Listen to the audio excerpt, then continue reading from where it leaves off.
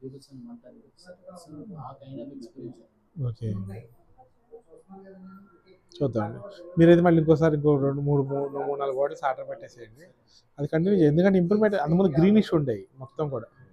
ఆ గ్రీనిష్ చాలా వరకు తగ్గింది.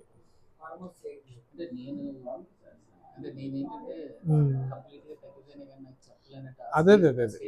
లేదు. అంటే ఒకటేసారి మనం కట్ చేయలేం కదా! స్లోగా కట్ మా చేద్దాం. వైఫ్ అయితే అమ్మాయి ఆవిడ అబ్జర్వ్ ఆళ్ళకి తెలుస్తది మనకంటే కూడా. ఏమంటుంది ఆవిడ?